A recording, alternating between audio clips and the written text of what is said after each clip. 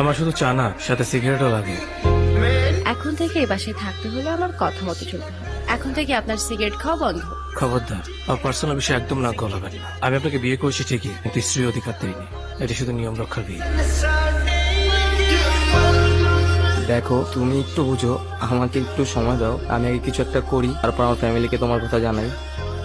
যাও তো, পা ছাড়ো। যেদিন কোনো কিছু করতে পারবা সেই দিন তোমার এই চেহারা নিয়ে আমার সামনে আসবা, আর আগে কোনোদিন তোমার এই চেহারা আমাকে দেখায় না। দেখো, তুমি এরকম করো না, আমি তোমাকে অনেক ভালোবাসি। জীবনে একবারই একজনকে বলেছিলাম, তোমার পায়ে পড়ে আমাকে ছেড়ে যেও না। সে শোনেনি। আমার ভেসে যাওয়া দু চোখের সমস্ত জলকে অবহেলা করে, আমার ক্রমাগত কাঁপতে থাকা গলার সমস্ত আকুতি মিনতিকে অগ্রাহ্য করে সে চলে গিয়েছিল। ওই ঘটনার পর আমি বুঝতে শিখেছিলাম, যারা চলে যেতে চায় তাদের চলে যেতে দিতে হয়। তোমাকে নিয়ে আমার খুব চিন্তা হয়, কখনো যদি তোমাকে কেউ নিয়ে চলে যায়। এমন কিছুই হবে। আমার গোছানো দুনিয়া হঠাৎ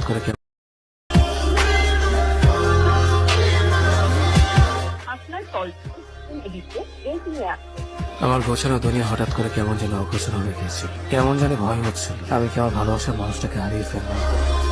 কেমন আছো তুমি? ভালো নেই। ওর সাথে আমার কিছুদিন ধরে দেখা হচ্ছে না, আর কথা হচ্ছে না। আমার সবকিছু না কেমন যেন এলোমেলো হয়ে যাচ্ছে। আমি যদি ওর কোনো খোঁজ পাও আমাকে একটু জানাও প্লিজ। আচ্ছা ঠিক আছে, জানাবো। আয়নায় নিজের চেহারা দেখেছো? কি হাল করেছো নিজের যত্ন নিও।